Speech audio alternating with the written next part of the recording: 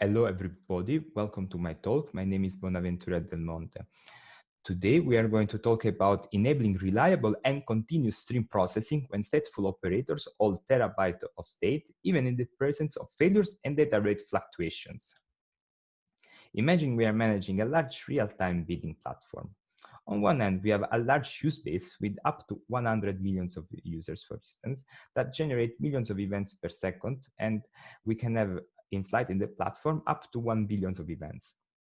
This results in a high cardinality data stream that a scale-out stream processing engine has to cope with. On our scale-out SPE, we want to deploy multiple long-running queries that contain large temporal aggregation and joins. The output of these queries are used in other critical real-time subsystems, such as we might have a real-time dashboard connected to the SPE. Overall, this setup leads to very large distributed state for operators that the SPE must manage while guaranteeing exactly once processing semantics, meaning that each operator must be processed only once. And we also want to ensure that the SPE delivers robust query performance. However, things can go wrong, and we might have anomalous operational events in the system, such as we could have fluctuations on the data rate of the input streams, and we could also have failures in the SPE itself. As a result of these events, an SPE has to reconfigure itself. For instance, it has to redeploy a query to increase the parallelism of the query just to cope with an increasing in the data rate of the input stream. However, this can lead to an increase in latency, downtime, and also might also incur into data loss. In short, it can be a disaster. Based on this observation, we looked at how well the current generation of SPEs can cope with those situations. Specifically, we looked at production-ready systems such as Apache Spark and Flink, and research prototypes such as SIP, Chi, and Megaphone. On one hand, production-ready systems allow for reconfiguration of a query upon a restart, so they use stop-the-word approach, but they support state in the sizes of terabytes. On the other hand, research prototypes can handle fine-grained reconfiguration of a running query, but they are not designed to support large operator state efficiently. Ideally, what we want is to have the best of both worlds. So what we did was to take a closer look at two of the before mentioned systems, and so we chose Apache Flink as representative of production-ready SPEs and Megaphone as representative of research prototypes, as this was the latest to be proposed in the last year VLDB. We then deployed these two systems on a cluster of 8 servers and executed a query number 8 of the Nextmark benchmark, which is one common benchmark for SPEs. And it actually simulates a bidding platform, so it's pretty close to our use case. Query 8 consists of a window join of many hours that can lead to large operator state. What we did was to execute this query until it will reach a certain amount of state, and then we triggered a migration of all the physical operator instances running on one VM to a 9th pre-provisioned VM, and we measured how long this process will take. What we found out is that the query restart of Flink requires time proportional to the transfer of the state between the two VMs and that are part of the migration. In contrast, what we saw in what we could observe in Megaphone is that this process is indeed faster because Megaphone is designed for fine-grained migration. However, it cannot complete migration that involve a state transfer when state is larger than half a terabyte. So, driven by these findings, the research goal of this paper is to provide efficient ways of managing large operator state and reconfiguring running queries on the fly, even when we have operator state in the sizes of terabytes. And so we want to do so just not for the sake of providing those techniques, but because we want to enable features like fault tolerance, resource elasticity, and runtime optimization, such as load balancing. We identified 3 research challenges that prevent current generation of SPEs to provide efficient state migration and on-the-fly reconfiguration of running queries when state is large.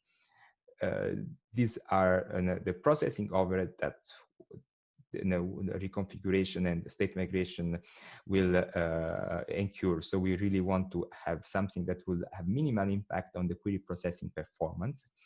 We ideally don't want to break exactly one's processing semantics. So there is a challenge that consists in delivering consistent results.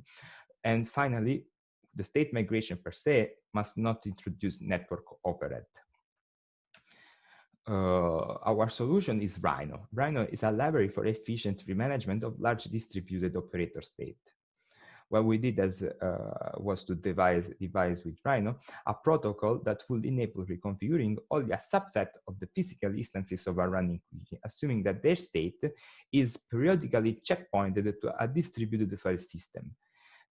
This reconfiguration is consistent, so it doesn't break exactly one's semantics requirements, and it does the reconfiguration without altering the query execution.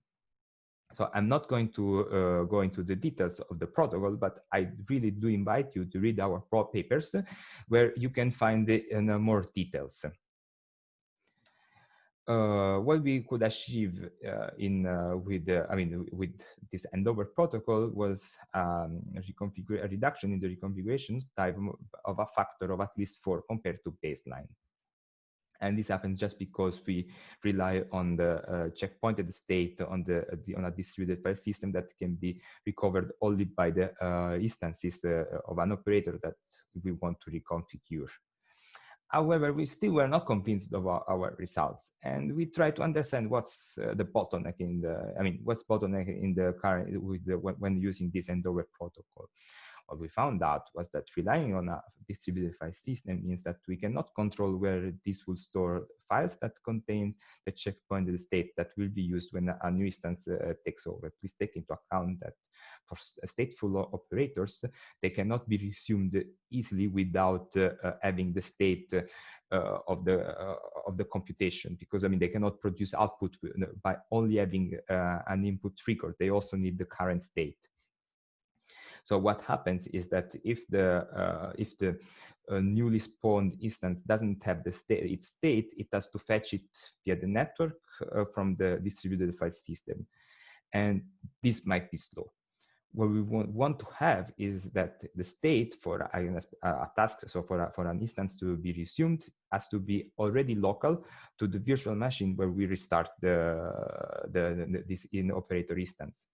So what we did was to devise a state migration protocol that proactively and incrementally migrates state to serve future reconfiguration. And our protocol is designed to support large state sizes. I'm not gonna go through the details of this technique, but I really do invite you to read the paper to get more details about it. So using our protocol, our two protocols, so the handover and the state migration protocols, we were able to further reduce the reconfiguration time by up to a factor of 15 compared to baseline solutions. So we show that reconfiguring a query with large operator state is feasible and also doesn't impact the performance. So in this paper and in the Rhino paper, we make the following contributions. We enable on-the-fly reconfiguration of running queries with large stateful operators. We support fault tolerance, resource elasticity, and runtime optimization, such as load balancing for running queries with large stateful operators, and we validate our system design at terabyte scale. To validate our system design, what we did was we selected as main metric the end-to-end processing latency, which is the difference in time between the moment a record goes out of the SPE and its generation timestamp. To this end, we have an event time data generators that write data into a reliable queue that we use for upstream backup. And from this queue, we have the SUTs, which in our case are Fling, Megaphone, and Rhino, that will read from the queue. We execute the NextMark benchmark suite on a cluster of 16 virtual machines. In the remainder of this talk, we will focus only on the query 8 of this benchmark suite. So we have many experiments in the paper, but one that I want to show you today is this one. Here we have three scenarios. We have load balancing on the left, we have scaling out in the center, and we have a recovery on the right. What we did was to, in each of these three scenarios, we let each SUT to run until hundreds of gigabytes of state are stored in memory, and then we triggered one of these the three events. Then we wait until each SUT gets back to normal processing. We also push our SUT to process real-time data at a common sustainable rate, which results in a constant end-to-end latency. In the first experiments, we also include megaphone that allows for load balancing. What we observe in all the plots is that after we trigger one reconfiguration, baseline systems exhibits a latency increment, whereas Rhino does not. Overall, Rhino keeps latency in check in all the three settings, whereas other SPEs have an increment in latency up to 3 orders of magnitudes. So in conclusion, with Rhino, we are able to remove the bottleneck due to large state transfer upon a reconfiguration of our running query. We enable fault tolerance, resource elasticity, and runtime optimization, such as load balancing for running stateful queries. And we validate our system design at terabyte scale, and we show that we are able to reduce up to 3 orders of the latency upon a reconfiguration up to 3 orders of magnitude. And with this, my talk is over. I thank you for your time. I just want to say that I will be on the job market starting from next winter, and now I'm looking forward to your questions.